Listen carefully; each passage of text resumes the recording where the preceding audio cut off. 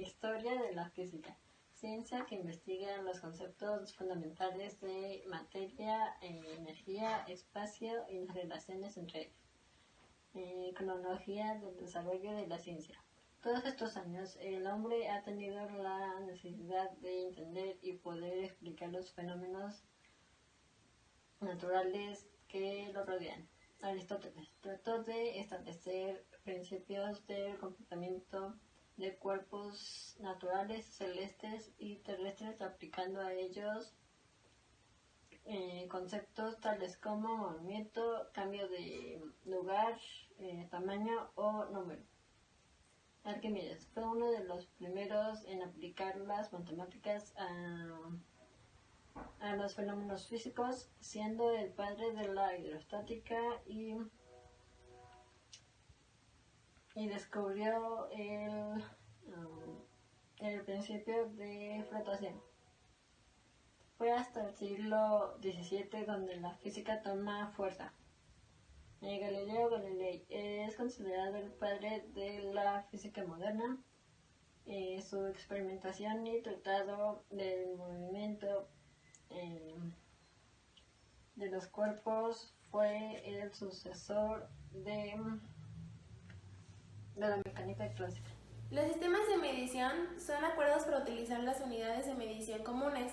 Se utilizan patrones establecidos y cada vez la precisión es mayor. La representación consta de 4 partes: el símbolo de comparación, magnitud y la unidad. Hay 2 tipos de medición: la directa, que utiliza instrumentos de medición, y la indirecta, que consta de cálculos matemáticos. Los 2 sistemas de unidad más populares son el sistema inglés y el sistema internacional. El más antiguo es el sistema inglés y se clasifica en yarda, pie, pulgada y libra. Y el sistema internacional está basado en el sistema métrico y es el más popular en todo el mundo. Y se clasifica en metro para longitud, segundo para tiempo, kilogramo en masa, ampere para corriente eléctrica, Kelvin en temperatura y mol en cantidad de sustancia. Al momento de realizar la medición, podemos encontrar errores en el resultado, y estos se clasifican en sistemático por desajustes en el instrumento, aleatorio porque la magnitud no es frecuente, el absoluto, que es el valor real entre el valor medido, y el relativo, que es el cociente del error absoluto entre el valor medido. La notación científica es un método para abreviar cantidades o muy pequeñas o muy grandes y funciona de la siguiente manera. Para esta cantidad 5000, tenemos que imaginar que el punto está al final de la cantidad. Entonces tenemos que moverlo hasta que quede nada más un número entero, de derecha a izquierda, y se mueve 3 lugares. Y esto quedaría como 5 por 10 a la 3. Cuando el punto tiene que estar del lado izquierdo y se mueve de izquierda a derecha hasta dejar un número entero, la potencia quedará negativa. En el tema 3 habla de las cantidades escalares y vectoriales.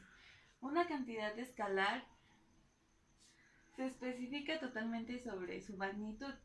Esta consta de números y unidades que son la distancia, la rapidez y el volumen. Y una cantidad vectorial se especifica en una cantidad, en una unidad y en un número, que representa el desplazamiento, la velocidad y la fuerza. La representación gráfica de un vector es una flecha donde su longitud se refiere a la magnitud y la punta se refiere a la dirección. Para poder dibujar un vector tenemos un ejemplo como este, que tiene una distancia de 50 metros con una inclinación de 20 grados al sur del oeste. Esto podría representarse así.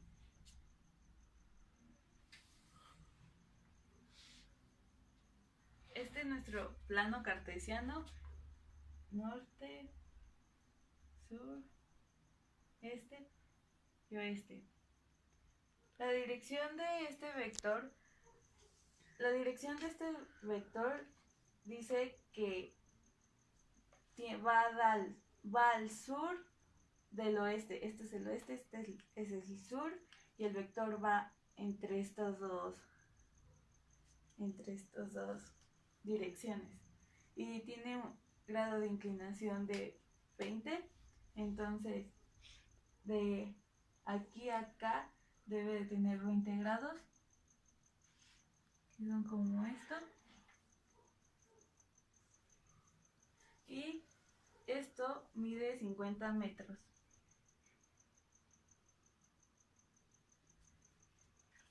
Entonces, al final va a ser un vector de 50 metros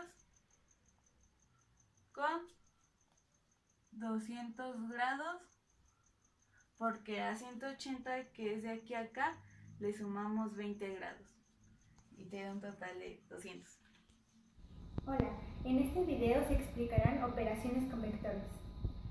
Al resultado de la suma de vectores se le conoce como vector resultante, donde A, B y C representan los vectores y R el vector resultante.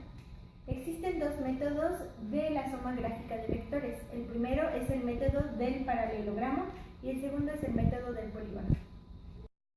Comenzaremos con el método del paralelogramo. Recordemos que este método es únicamente para sumar dos vectores. En este caso tenemos un ejemplo, el vector A con magnitud de 14 centímetros y el vector B con una magnitud de 16 centímetros. A con un ángulo de 65 grados y B con 0 grados. El segundo paso es realizar rectas paralelas de cada uno de los vectores. Para esto puede ser mediante uso de escuadras o simplemente trazando un sistema de referencia en cada una de las puntas de los vectores originales. En este ejemplo vamos a marcar las rectas paralelas con escuadras. Colocaremos nuestra primera escuadra de esta manera y la segunda haciendo un apoyo. Y comenzaremos deslizándola hasta la punta del vector B y la marcaremos.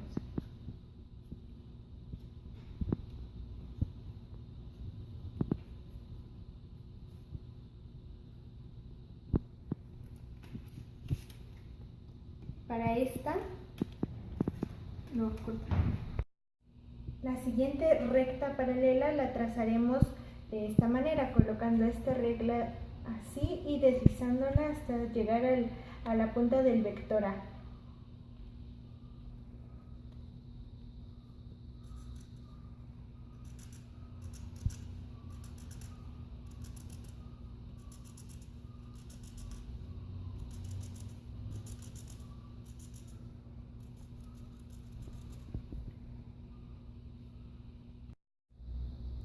Ahora, la suma de estos dos vectores es el vector resultante que parte desde el origen hasta la intersección de las dos rectas paralelas.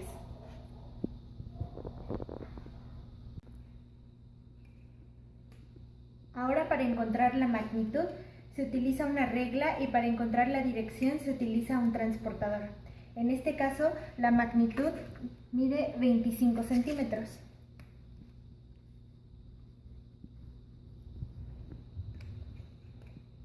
Y la dirección 30 grados.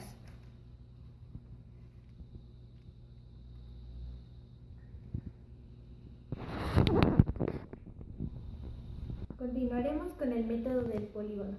Recordemos que este es para dos vectores o más. Para entender mucho mejor este tema, pondremos un ejemplo.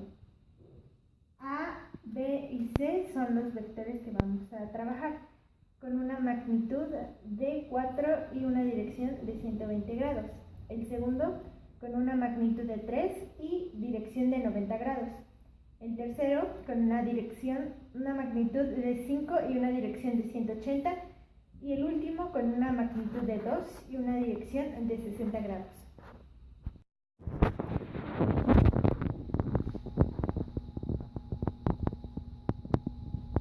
En este método, en primer lugar, trazaremos un sistema de referencia.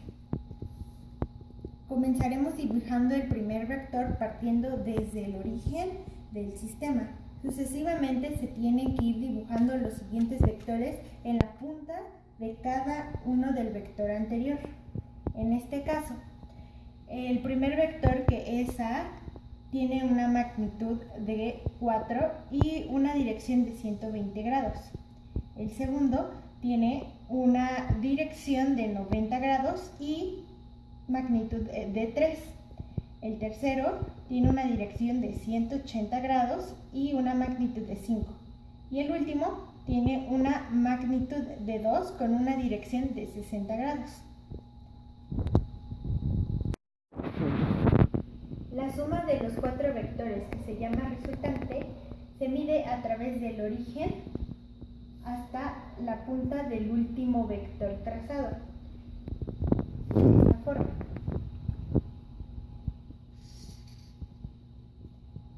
En este caso, mide 10.5. Y su dirección también se mide como el método anterior con un transportador, poniendo en el origen.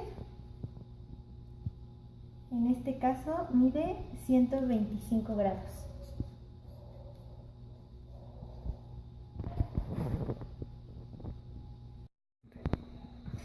El siguiente método que explicaremos será el método de las componentes, el cual es el más utilizado para sumar vectores. A diferencia de los otros dos, este es exacto, ya que los otros, al ser gráficos, tienden a perder exactitud. En este caso tenemos un ejemplo. Tenemos 4 vectores, A, B, C y D. El primer paso es encontrar sus componentes en X y sus componentes en Y. En el primer caso tenemos su dirección norte, por lo tanto su componente en Y es 5 y no tiene componente en X. El siguiente tiene una dirección hacia el sur, por lo tanto su componente Y es negativo, menos 6, y no tiene componente en X. El tercer vector tiene una dirección hacia el oeste, por lo tanto su componente en X es menos 2, pero no tiene componente en Y. El vector D tiene una dirección hacia el este, por lo tanto su componente en X es 4 y no tiene componente en Y. El siguiente paso es sumar los componentes en X y los componentes en Y. Comenzaremos sumando los componentes en X. AX, que es 0, BX, que es 0, más CX, que es menos 2, más DX, que es 4, teniendo como resultado 2. Ahora sumaremos los componentes en Y. AY, que es 5, más BY, que es menos 6, más CY, que es 0, más DY, que es 0, teniendo como resultado menos 1.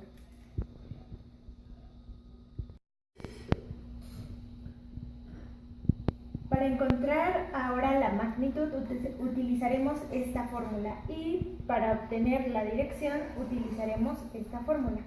Sustituyendo valores con estos datos tenemos que R es igual a Rx cuadrada, Rx es 2 al cuadrado, más Ry al cuadrado, Ry es menos 1 al cuadrado, lo cual es raíz de 2 al cuadrado, 4, 1 al cuadrado, 1.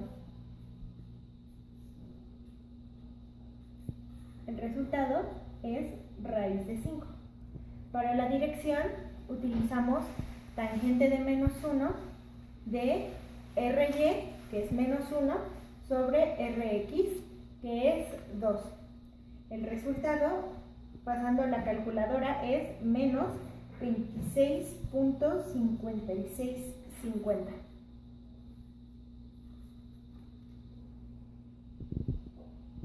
El día de hoy explicaremos el tema 5, que es descripción del movimiento en una dimensión. Para empezar a trabajar sobre este tema necesitamos saber los siguientes conceptos. Es la longitud de la trayectoria real que sigue un objeto Esto significa que es una cantidad escalar. El desplazamiento es la separación en línea recta de dos puntos, la posición final y la inicial, en una dirección específica. Esto quiere decir que es una cantidad vectorial. La rapidez es la distancia recorrida por unidad de tiempo. Esto es decir que es una cantidad escalar. La velocidad es el desplazamiento por unidad de tiempo. La aceleración es el cambio de velocidad por unidad de tiempo. En la aceleración, para graficar y parar los problemas, los signos tienen una gran importancia en las velocidades iniciales y finales, como en la aceleración. Si la velocidad es positiva, se mueve hacia la derecha. Si es negativa, se mueve a la izquierda. Si la aceleración es positiva, si se mueve del lado derecho, esta va a aumentar del lado derecho. Y si es del lado izquierdo, esta aumentará del lado izquierdo. Si es negativa, si esta se mueve del lado izquierdo, va a disminuir. Y si se mueve del lado derecho, va a pasar lo mismo. El punto es las gráficas para analizar el movimiento. Si la velocidad es constante, que sería positiva, la velocidad, como vemos aquí, sería constante, no se movería y nada. La aceleración sería en cero y la posición que tendría aumentaría. Si la velocidad es constante pero negativa, la aceleración quedaría igual, la posición quedaría negativa, iría para abajo y la velocidad también iría constante pero del lado negativo. Si la velocidad constante pero es distinto a cero, la posición sería como una línea curva. La velocidad iría en aumento y la aceleración quedaría constante, que quedaría igual. Sería la razón de cambio. Va en dos, que sería la velocidad y en la aceleración. En la velocidad, la manera en cómo cambia es como está cambiando el desplazamiento correspondiente al tiempo. Un ejemplo sería la velocidad constante de 8 metros sobre segundo indica que el objeto se desplaza a 8 metros cada segundo. La velocidad instantánea, que sería el razón de cambio, es la manera de cómo cambia el desplazamiento del objeto, pero en un tiempo indefinido. Aquí tenemos la fórmula, que sería velocidad instantánea, que sería el límite donde está.